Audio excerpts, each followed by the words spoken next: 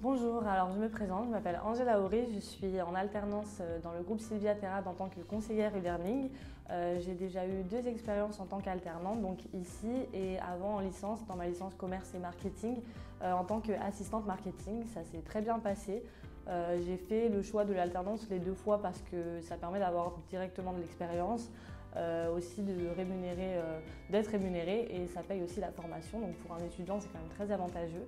Et pour le processus de candidature pour une alternance, il faut savoir qu'il faut quand même beaucoup chercher. En tout cas, cette année, avec le Covid, ça a été un petit peu compliqué. Pour ma licence, c'était mon école qui m'avait aidé à trouver mon alternance. Là, cette année, j'ai quand même dû envoyer beaucoup de candidatures, mais ça a payé. Il faut juste essayer d'optimiser les réseaux sociaux, les sites internet, LinkedIn, et normalement, vous trouverez votre alternance.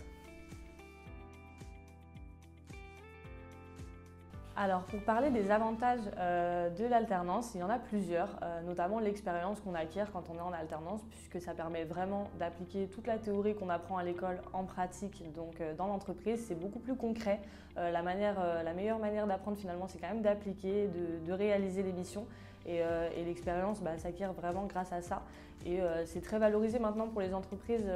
L'alternance, c'était pas forcément le cas avant. Maintenant, ça l'est beaucoup plus, puisqu'on a quand même beaucoup d'entreprises qui vont chercher des gens diplômés, mais à la fois qui ont de l'expérience. Et quand on sort à 22, 23 ans, on n'a pas toujours une grande expérience. Donc l'alternance permet vraiment de combiner le diplôme et l'expérience. Nous avons aussi un autre avantage de l'alternance, ça va être vraiment le financement de la formation par l'entreprise, c'est-à-dire que l'entreprise prend en charge le coût de votre formation de votre école, ce qui permet quand même à chacun d'aller dans des écoles qui sont payantes, c'est pas forcément accessible pour chacun. Et donc l'alternance va permettre de mettre tout le monde à l'égalité par rapport à ça.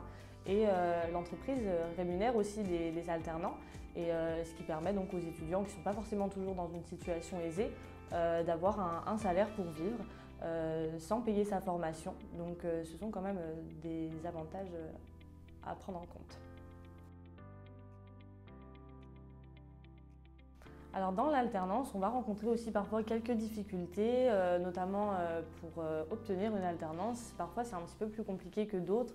Quand j'étais en licence, ça n'a pas été trop compliqué dans le sens où c'est mon école qui avait vraiment un carnet d'adresses d'entreprises qui cherchaient des alternants. Par contre en master, pendant cette période de Covid, ça a été un petit peu plus compliqué. J'ai dû envoyer quand même de nombreuses candidatures. J'ai réalisé quelques entretiens. Maintenant c'est vrai qu'on a quand même des entreprises qui cherchent des jeunes ayant beaucoup d'expérience, ce qui n'est pas forcément toujours le cas à 20, 21, 22 ans ou même en sortie de bac. Donc c'est vrai que là-dessus, ça peut être une des difficultés qu'on peut rencontrer en cherchant une alternance.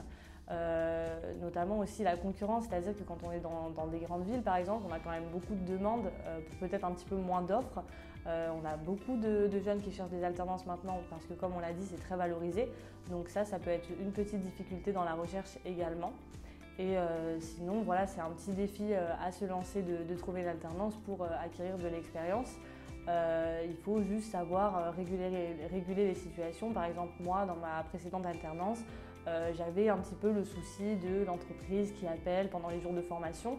Il a suffi que j'aille en parler à ma tutrice, aux personnes responsables de ça pour que la situation se rétablisse. Il suffit juste de communiquer simplement avec son entreprise pour que chacun puisse garder un petit peu ses jours à soi, les jours d'entreprise, les jours en école et normalement tout se passera bien.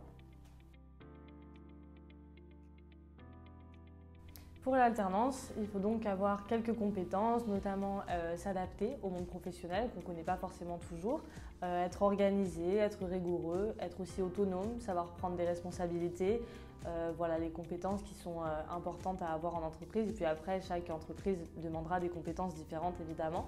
Il y a une phase vraiment dans l'apprentissage, il y a vraiment une phase où on apprend dans un monde professionnel, c'est-à-dire qu'on a encore une petite marge d'erreur. L'entreprise sait que l'alternance est quand même là pour apprendre malgré tout. On sait qu'il est là pour travailler, mais aussi pour apprendre, et ça c'est quand même pris en considération par les entreprises, ce qui est bien pour l'alternant. Il n'y a pas un stress à se mettre non plus. Par rapport à ça, c'est quelque chose qui est OK dans la tête des entreprises. Et pour les critères d'évaluation de l'alternance, il y en a plusieurs, c'est-à-dire que l'alternance permet de se faire déjà un réseau professionnel. C'est quand même un point très important que quand on est en entreprise, on est amené à communiquer avec plein de gens, ce qui permet d'avoir un réseau pour après, c'est toujours utile. Il permet aussi pour la validation académique, quand on fait notamment un mémoire d'études par rapport à son alternance, à propos de son alternance, ça permet aussi, si on a passé une bonne alternance en général, d'avoir une bonne note dans la formation. Donc ça reste cohérent, si tout s'est bien passé, normalement ça va. Et si l'alternance est bien passée, on peut aussi obtenir une lettre de recommandation à la fin de son alternance, qui est très bien pour postuler ensuite dans de nouveaux postes. Donc ça peut que bien se passer par rapport à ça. Et voilà à peu près les critères qui permettent de mettre l'alternance encore une fois à l'honneur. Et pour finir, je dirais que l'alternance en 3 mots, ça serait l'adaptation dans un premier temps, ensuite la professionnalisation et la valorisation.